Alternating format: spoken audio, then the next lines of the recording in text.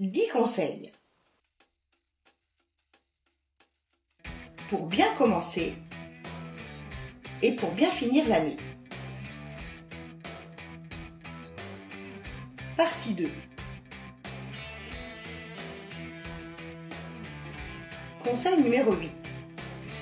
Bien s'entendre avec ses profs. Bien s'entendre avec ses profs. J'entends beaucoup de réflexions de la part des élèves sur tel ou tel prof. Une chose est sûre, votre prof n'est pas votre ennemi.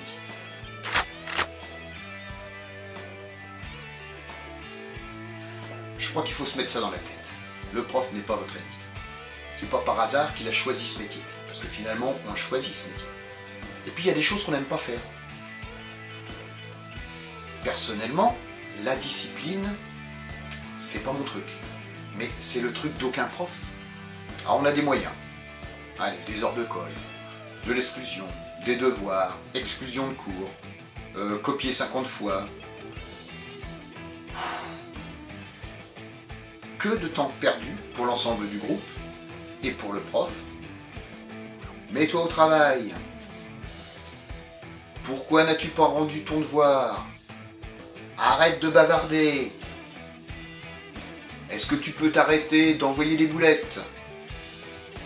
Est-ce que vous pouvez vous taire pendant que j'ai le dos tourné à écrire au tableau? Lève tes fesses de ta caisse. Il est temps de se mettre au travail. Bah, qu'est-ce que tu fais là? Tu fais rien. Hop hop hop, c'est pas l'heure. La pause, c'est dans 10 minutes. Il y a encore du travail. Voilà qui occupe une partie de la journée. Pendant ce temps-là, le professeur, il n'est pas derrière celui qui a un petit peu de mal. Le maître est parmi vous, entre vous. C'est un conseiller, un guide, un ami. Le prof, finalement, il est là pour vous encadrer, pour vous aider au moment où vous avez besoin. Vous êtes plusieurs dans la classe, on ne peut pas aider tout le monde en même temps.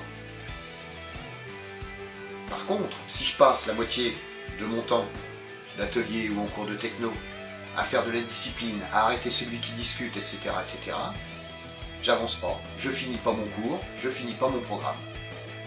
Ceux qui sont en avance ne peuvent pas profiter de leur avance, ceux qui sont en retard restent en retard parce que je n'ai pas de temps à leur accorder pour les faire avancer et rattraper les autres.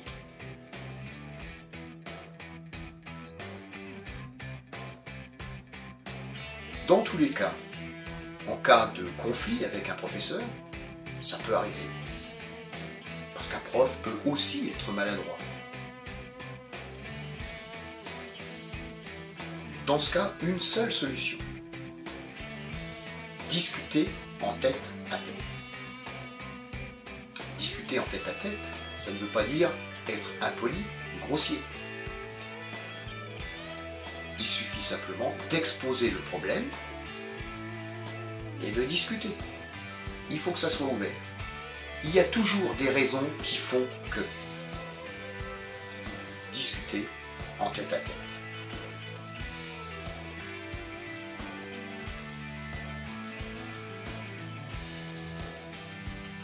Conseil numéro 9. Utilisez les moyens donnés.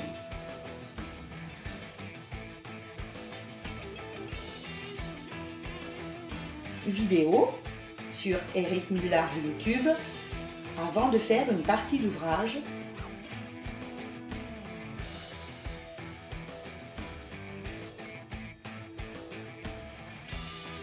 Le livre de couverture.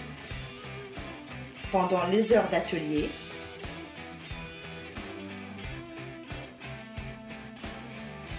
Les documents de cours.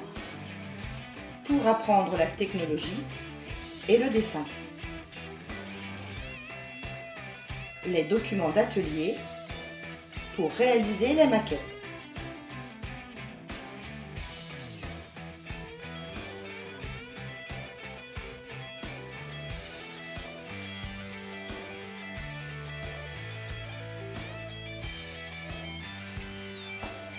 Utilisez les moyens donnés.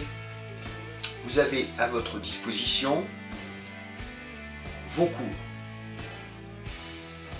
L'ensemble des cours, je parle aussi bien en enseignement général que en cours de dessin technologie.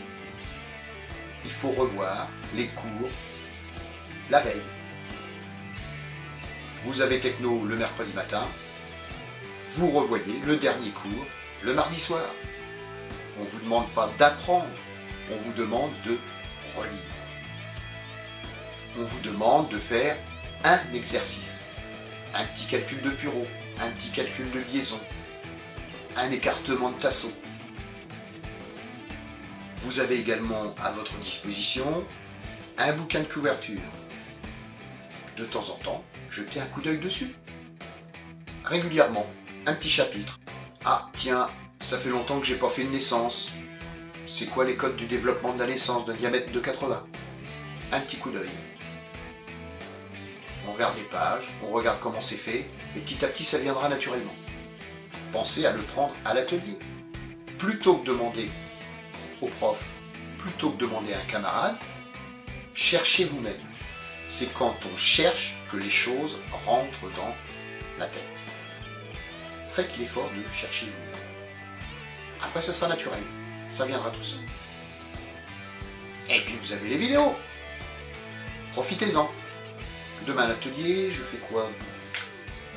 Ah, j'ai une Rivanoke à faire. Playlist, Rivanoke. 6 minutes à regarder la vidéo la veille de faire le travail. Je sais que demain, ça se passera parfaitement.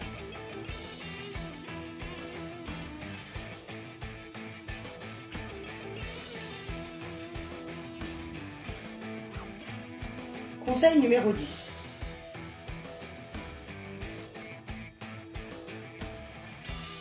Être heureux.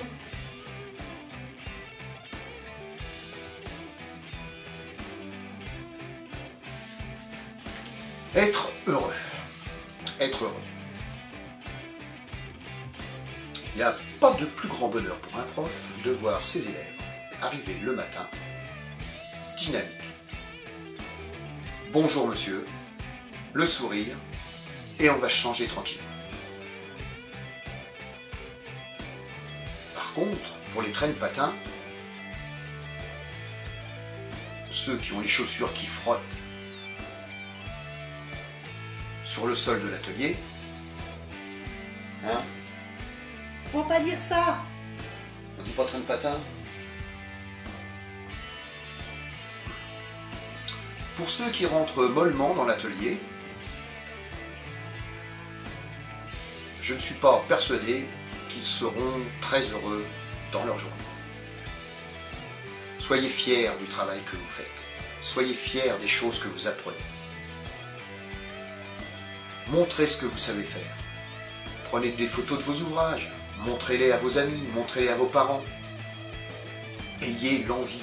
Ayez l'envie. Et une chose super importante aussi, quand on travaille, le temps passe vite. Et les élèves le disent, vous le dites. Et on s'en aperçoit. Ah monsieur, mais ça sonne. Bah, la journée est déjà finie. Waouh, quel bonheur. Ça, c'est du bonheur. Vous avez été occupé, vous avez appris des choses, vous avez fait des choses. Le temps a passé vite. Pour celui qui n'a rien fait, j'ai l'impression que le temps passe beaucoup moins rapidement.